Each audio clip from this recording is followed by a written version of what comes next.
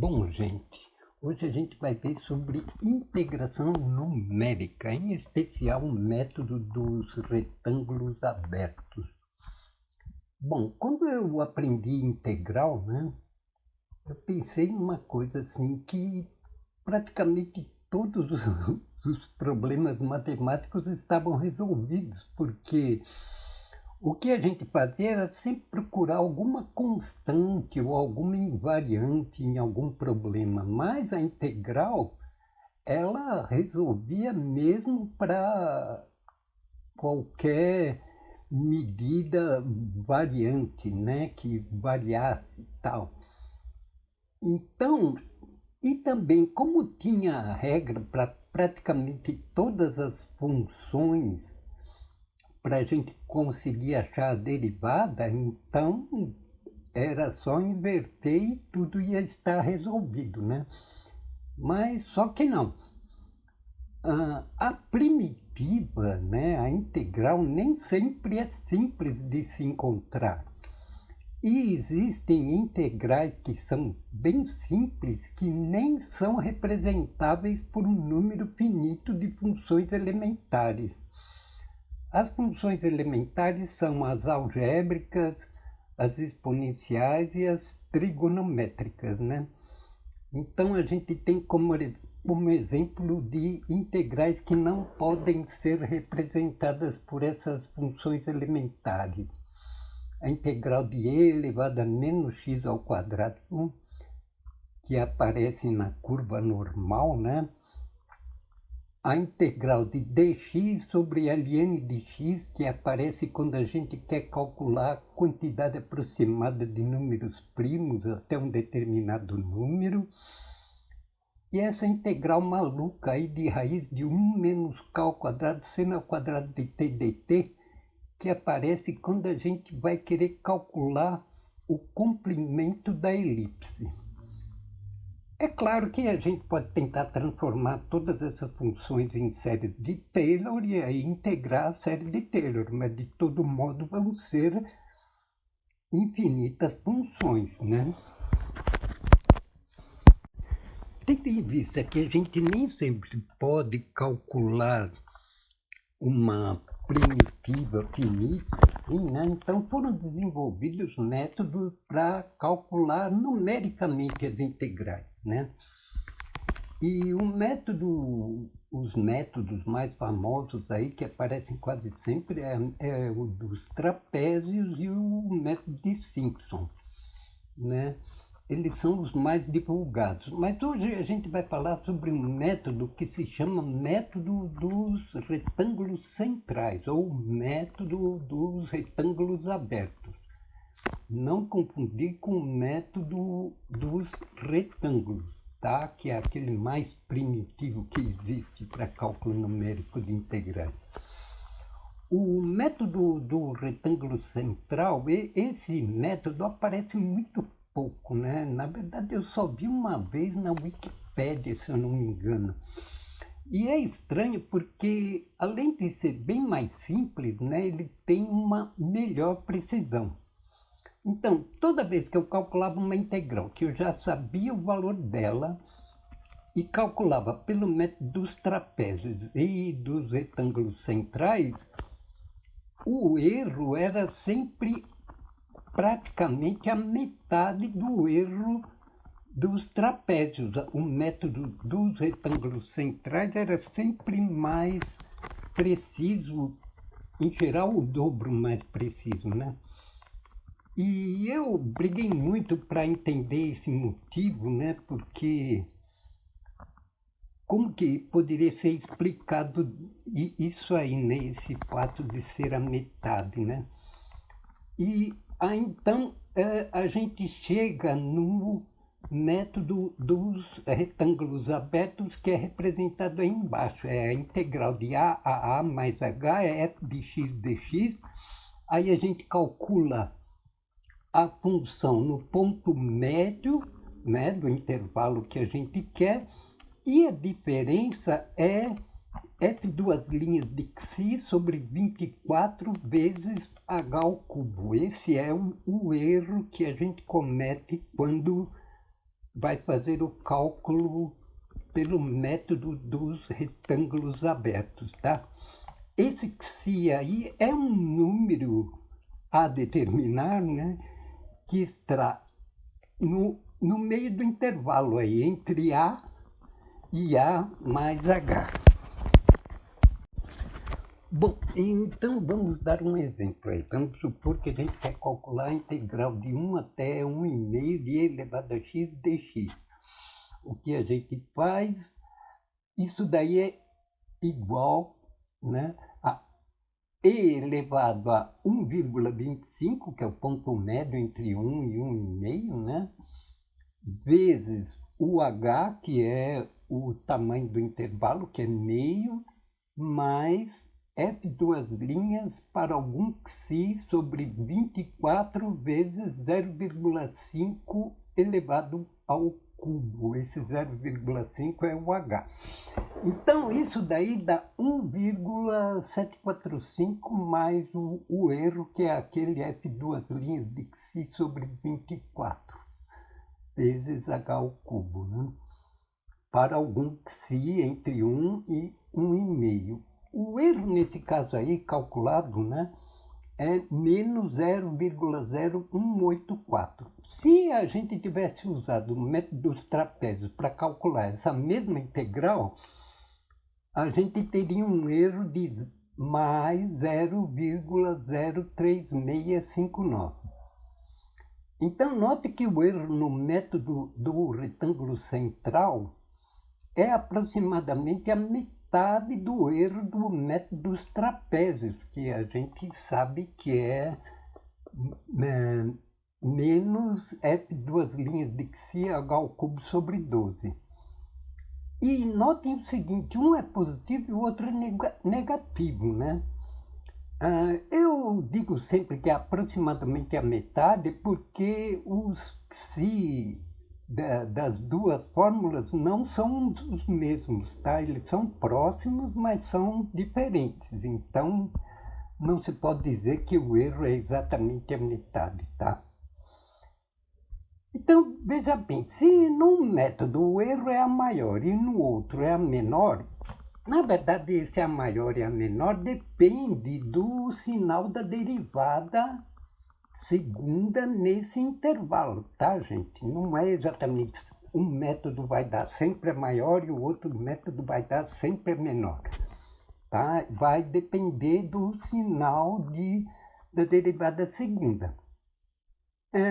Então, se uma é a maior e outra é a menor, então o valor verdadeiro da integral está entre esses dois pontos, né? Aí a gente já tem uma pista para um cálculo melhor. Talvez a gente possa fazer assim uma média ponderada. Vamos ver abaixo aí. Então vamos ver um método misto do retângulo aberto e dos trapézios. Tá.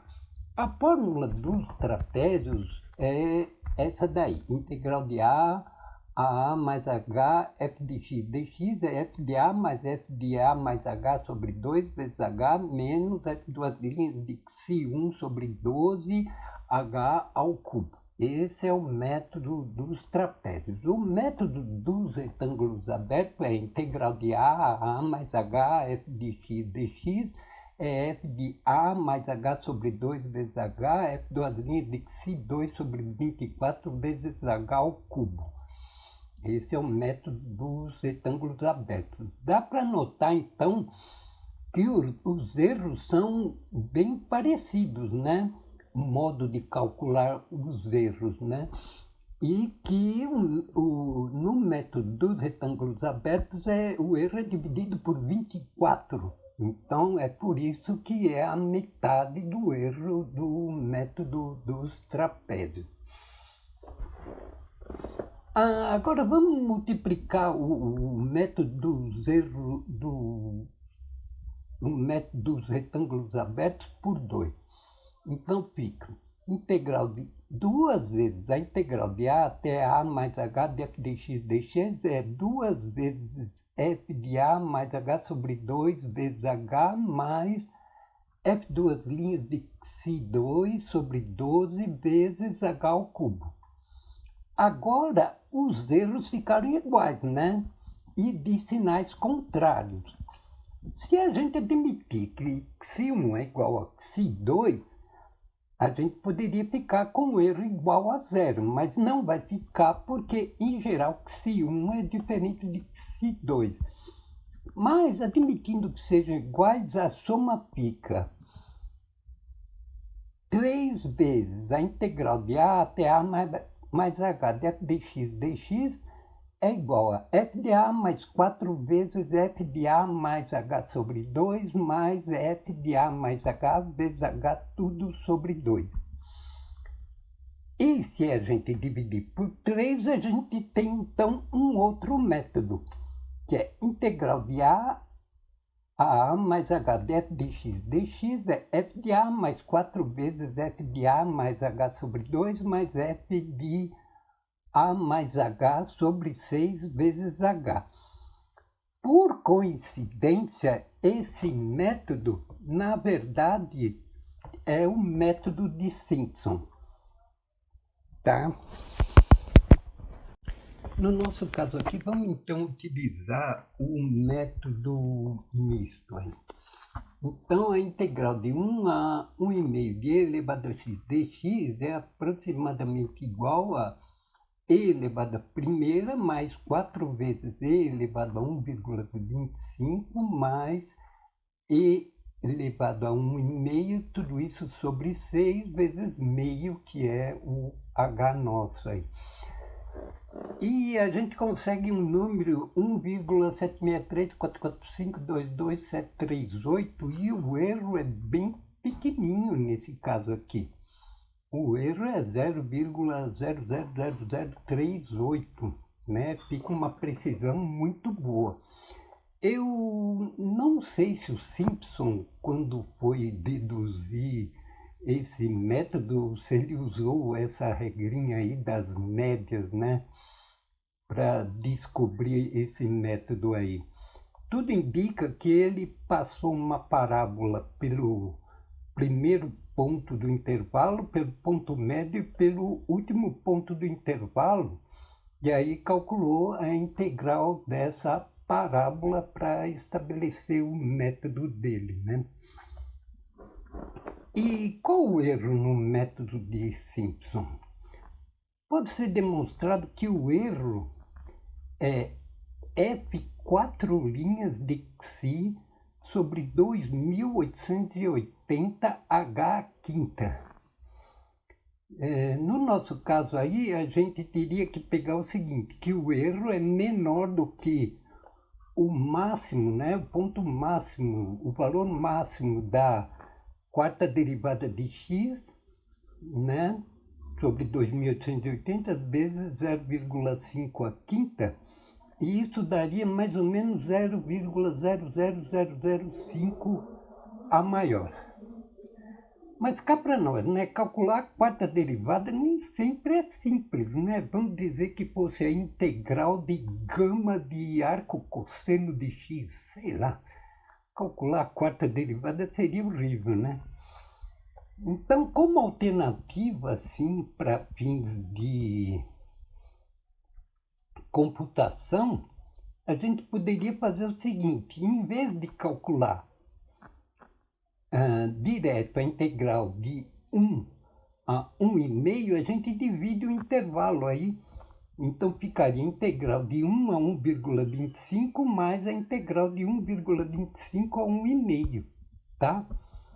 E calculando essa integral aí, a gente obtém um número 1,76340962922, né? Que é um valor muito mais preciso porque a gente diminuiu os intervalos, né?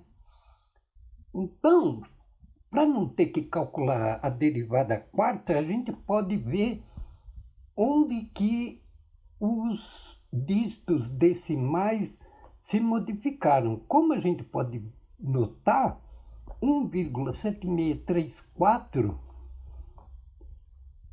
permaneceu o mesmo, né? Significa então que pelo menos até a quarta casa decimal a gente tem uma certeza sobre elas, tá? A gente pode considerar como sendo 1,7634 como o, o valor significativo dessa integral. A título de exemplo, vamos calcular uma integralzinha aí bem facinha, né? Que é a integral de 1 até 2 de x à quinta dx. Calculando pela primitiva, né, x à sexta sobre 6, de 1 a 2, a gente obtém 10,5 como sendo o valor exato usando a primitiva, né? Se a gente quiser usar o método dos trapézios, então a gente tem que pegar 2 à quinta mais 1 à quinta sobre 2 vezes 1, que dá 16,5, né? Um erro muito grande aí, né? Tá? Mas isso é também porque o intervalo é muito grande, né? De 1 a 2. Em geral, esse método exige que o intervalo, né? A gente faça vários intervalos e todos bem pequenininhos, né? Tá.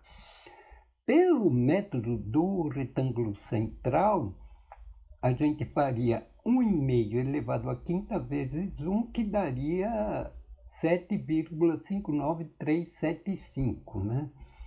Esse daí é o método do retângulo central. Note que mesmo com esse baiterrão aí, né? O erro do método do retângulo central, ele é a menor, o dos trapézios é a maior, e no retângulo central o erro é praticamente a metade do erro dos trapézios. Então, um meio da gente já calcular a média aí, né? A gente pega o que deu no método dos trapézios, mais 2 vezes o que deu no método do retângulo central e divide por 3. É uma espécie de média ponderada aí, né? E aí notem que a precisão fica bem melhor. Aí dá 10,5625, né? Então, a gente vê que esse método misto aí, que na verdade é o de Simpson, né? Dos trapézios e dos retângulos centrais, faz com que o cálculo numérico da integral fique bem mais preciso. Tá ok? Então, gente, muito obrigado e até outro dia, se Deus quiser.